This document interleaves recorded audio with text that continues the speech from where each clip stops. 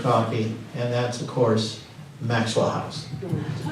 And Maxwell House coffee was extremely popular in America, made and bought by the Postum Company, General Foods, in the 1920s. And it was in the 1920s that they harkened back to the famous statement by Teddy Roosevelt the first time he tasted Maxwell House coffee in the Maxwell House. He said, "My, this is good to the last drop." And the Post people turned that into the most famous slogan in American history. So Post, in his anti-coffee company, sold millions and millions of cans of Maxwell House coffee. And it's still, I think, even today, I would say what's number one today? Probably Folgers. I think Folgers maybe. And then, what do you think is two? Probably Maxwell House. I mean, it's certainly a good guess. A couple of side notes here. Instant coffee was invented for the soldiers in World War I by the George Washington Coffee Company. So the soldiers called it a cup of George. And then in World War II, soldiers called G.I. Joe. So then coffee became cup of Joe. But what happened in World War II is really amazing. The American government was so obsessed that every soldier would have hot, fresh coffee. And they went and set up all these coffee roasting plants all over Europe and also in Asia. And by the end of the war, the United States military was grinding 87 tons of coffee per day. Wow. Per day. This gives you an idea of the enormity of the size of the force that was in Europe, and then at least that in the Pacific Theater, of course. Now, one thing that is so important with coffee and its development is, in America, is advertising. Coffee is one of those items people can live without, right? Well, maybe not everybody, right? Some people have to have coffee. But it is a discretionary thing, right? Whether you drink 1 cup or it depends on cost, but also whether you are, whether you're psychologically thinking about coffee, right? So what these coffee companies did very early on is when radio came on, is they started heavily advertising in radio. And so Maxwell House was kind of the most famous of all these. You know what their biggest program was, Maxwell House? The biggest radio program actually of all time. It's called Amos and Andy.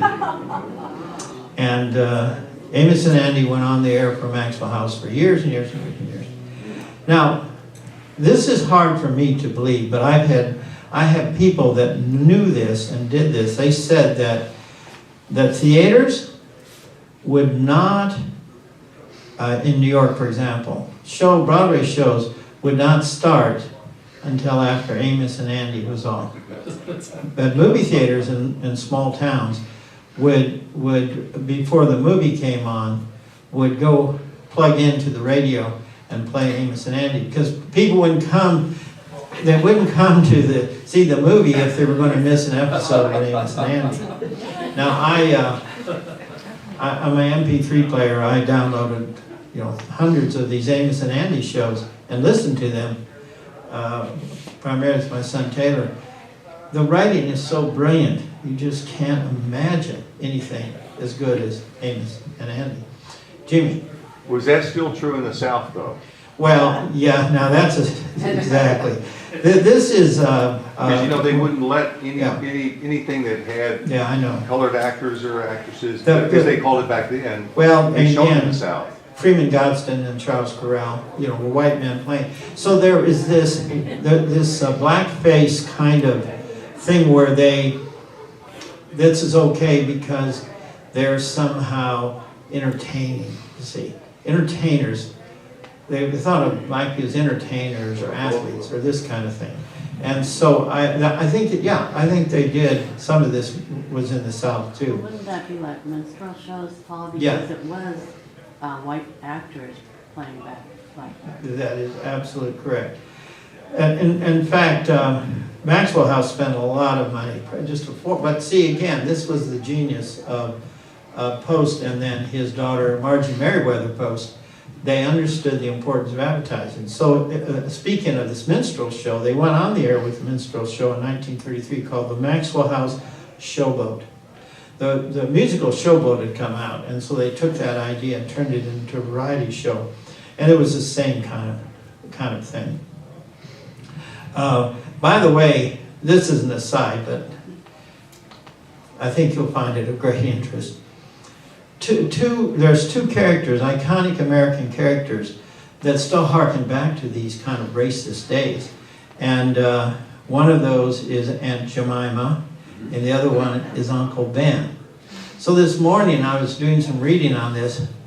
It turns out that Aunt Jemima was a creation of advertising creation, marketing creation of Quaker Oats.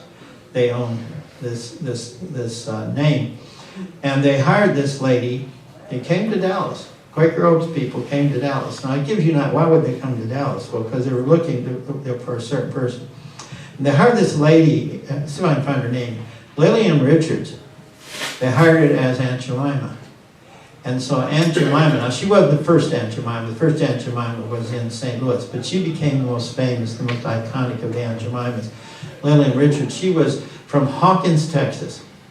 So on this thin thread of a connection between Lillian Richards being Aunt Jemima and having been born and raised there, Hawkins, Texas now is the pancake capital.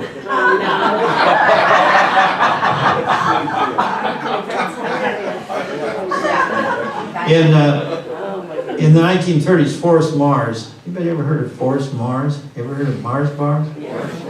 M&M? Oh, yeah. Okay.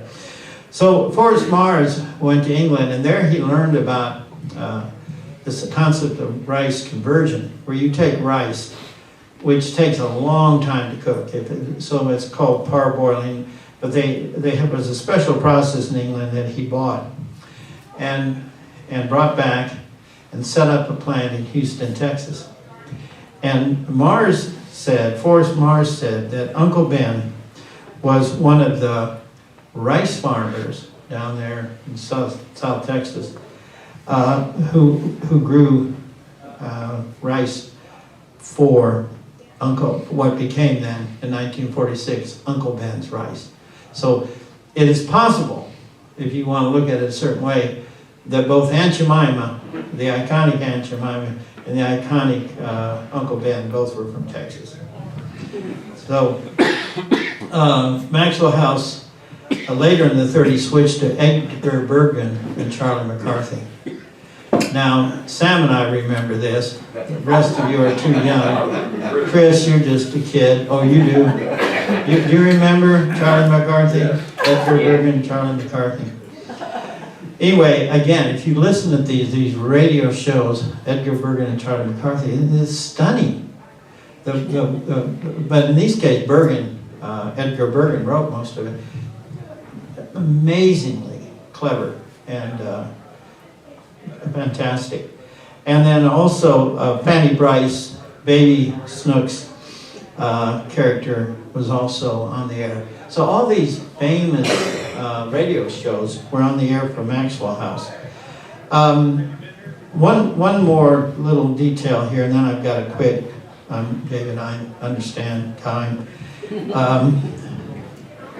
So the British were over in India, and they were controlling India, and they couldn't bring enough troops from England to control this huge country of India. So they had hired a lot of locals.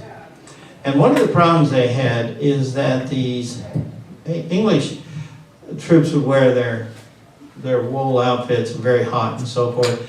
But the Indian troops, they wore white.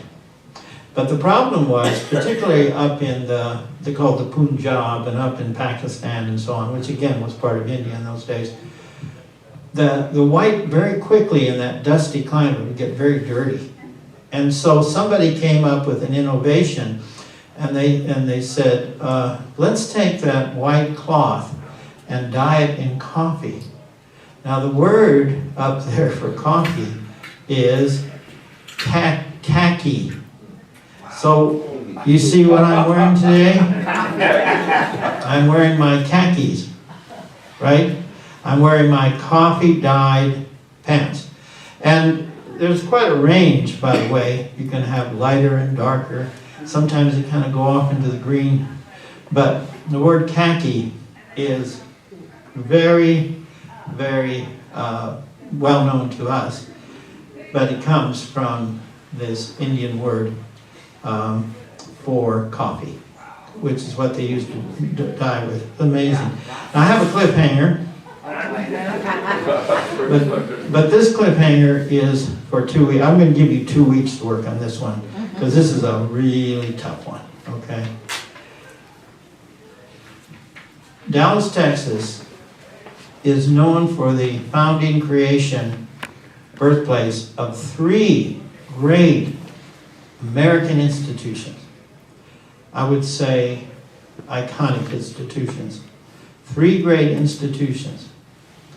I want you to see if you can figure out any of these 3 institutions. And I'm going to get into this on the last Sunday. Next week I'm doing sugar and chocolate. Oh, yeah, that's good. And then I'm going to at the end get into the refreshment side of the equation and talk about soda, water, and popular soft drinks and so on. And that's good. But anyway, 3 great iconic institutions that came out of Dallas, Texas. And I'm going to give you a huge, colossal hint. 2 of them came out of Oak Cliff, Texas. So good luck on that. All right, we'll see ya. I'll hang around if anybody has any coffee. I should give up. If anybody has any questions.